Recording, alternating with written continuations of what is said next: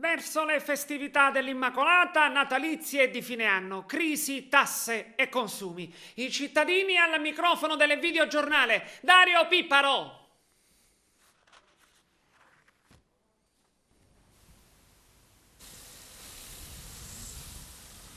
Discorsi fatti e riproposti puntualmente, ma volente o nolente sono attualità. Arriva il Natale e con esso il contingente legato alle problematiche di spesa e approccio alle feste. Manca qualche settimana al 25. Qualcuno comincia già ad imbastire il cerimoniale classico fatto di pandori e doni vari, per qualcun altro invece è ancora troppo presto.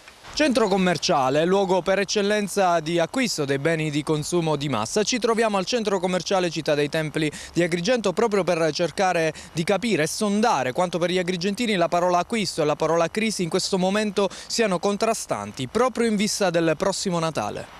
Cominciano già gli acquisti per Natale? State già cominciando a valutare qualcosa? No, ancora è presto. Ancora è presto. Che Natale prevedete quest'anno? Diverso rispetto agli altri o uguale?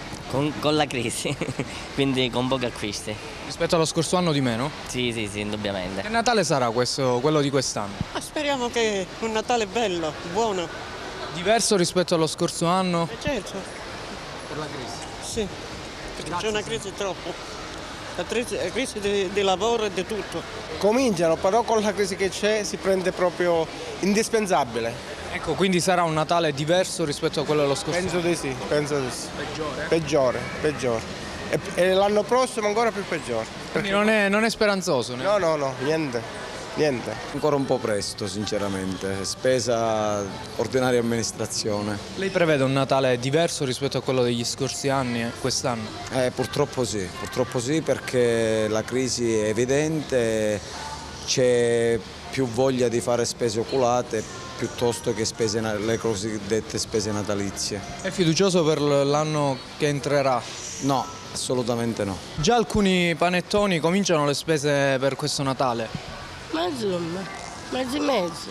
Ma sarà un Natale diverso rispetto agli scorsi? Insomma, mamma mia, di tutte cose pagare? Diciamo che rispetto alla situazione economica, rispetto agli altri, si faranno, sì, però con un pochettino di risparmio. E per il futuro lei è fiducioso?